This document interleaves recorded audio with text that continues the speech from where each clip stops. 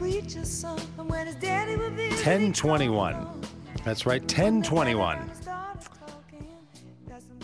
On March 14th. That Pagitt Radio on AM 950. Glad to have you all aboard. Hey, it's daylight savings time. We launch into this messing around with the clocks, and now Grover and I are in here trying to run around. People are getting up early. People are waking up late. Got a little advice for you folks. Here's what you don't want to do. You don't want to travel from the West Coast coming east on the Saturday before we set the clocks ahead. Because I lost 3 hours from the time I woke up yesterday, Grover. It feels to me, right? It feels like 7 in the morning right now to me. I feel like I've been up since 4. I mean, it's not the day that you want to go off losing an hour when you're, when you're moving to the east. Hey, that's what happens when you go off gallivanting golfing in San Diego. Yeah, see, I wasn't golfing in San Diego. I was golfing in Los Angeles County at a county golf course. So you can cut me a little slack on that one. You're getting no slack from me, golfer. Well, it's been a long morning already. I feel way out of sorts in this whole daylight saving time. By the way, I've probably said it wrong a couple times this morning, and people should be chatting into the chat room. They should be calling in at 952-946-6205 and telling their radio host, hey, radio host, it's daylight saving time. No S. Did you know that? It's mispronounced all the time. It should be like a hyphen, daylight hyphen saving. Saving daylight time. It's not like a savings and loan bank. So anyway, at least today when we say it and you hear someone, let's have the Doug Pagitt Radio listeners just remind folks there's no S. And so on Pi Day, 3/14, March 14th, which, the funny thing about that pie business, it's Pi Day, which is a big deal for the math geeks, right? It's total mathy kind of stuff. And today's March 14th. You know whose birthday it is today? I do not. Albert Einstein. Oh. You tell me, is there something magical going on that one of the smartest mathematicians and physicists that the world has ever known, a genius, was born on Pi Day? But today, daylight savings time. Now, I did it again. Did you hear me right there? Daylight savings time, because I was raised saying that. I'm trying to drop the S. Now, in Europe, you know what they call it? Summertime.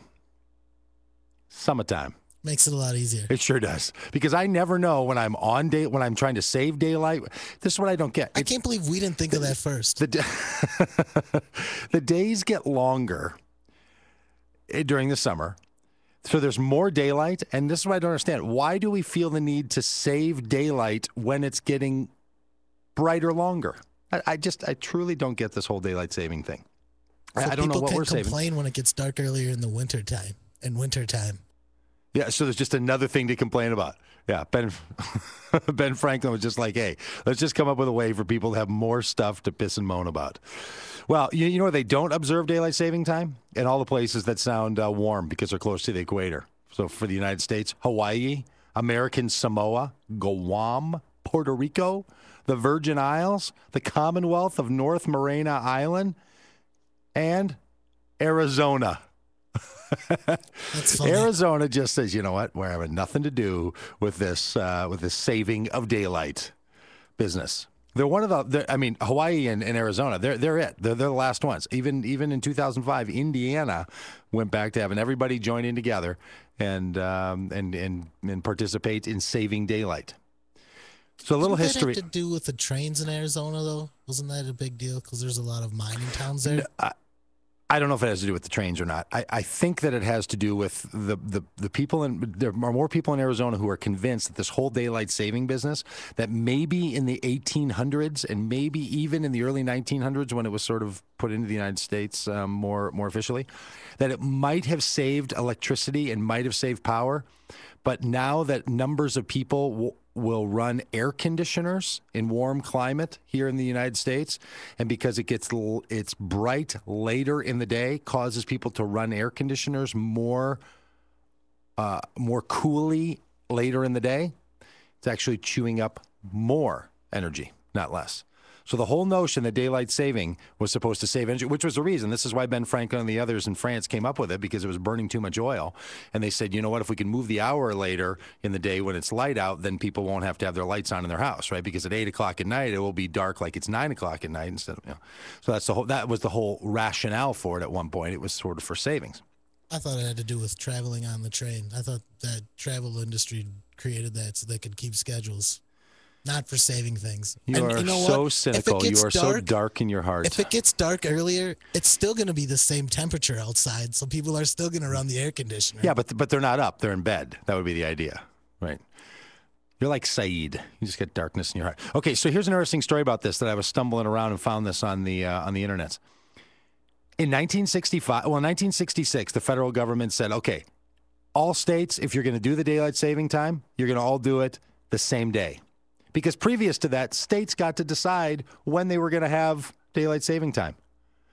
And the state of Minnesota in 1965 had the official day for daylight saving time to be May 23rd.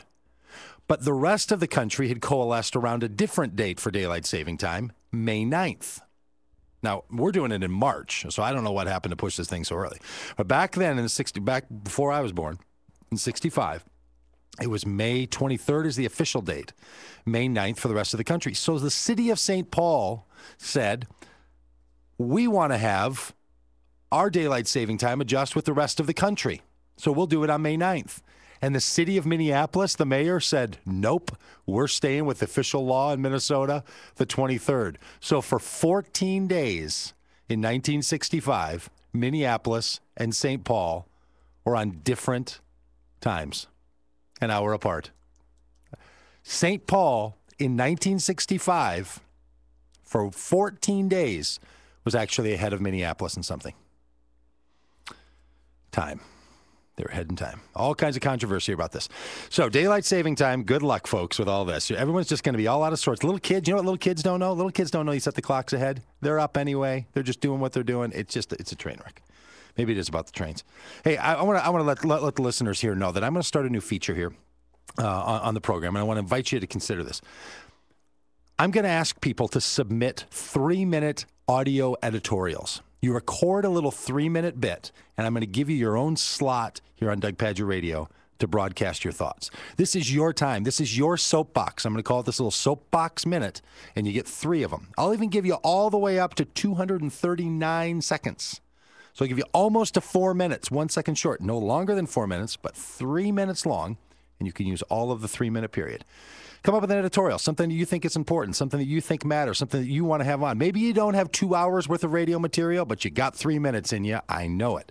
So Doug Pagitt Radio, go over to DougPagittRadio.com, go to the input tab. You can send me information over there. You can submit your 3-minute audio editorials, and I will play them here on the show. I'm going to screen them and everything and make sure they make me look good and all that. But I want to invite all of you into that. So you lost an hour already today, so you got a lot of catching up to do this week. Now we're already behind. But think about it. Think about joining in on the radio program. You can also always call in 952-946-6205. But think about those 3-minute editorials. We'll be back after this with Carla Bornhill on Doug Pagitt Radio.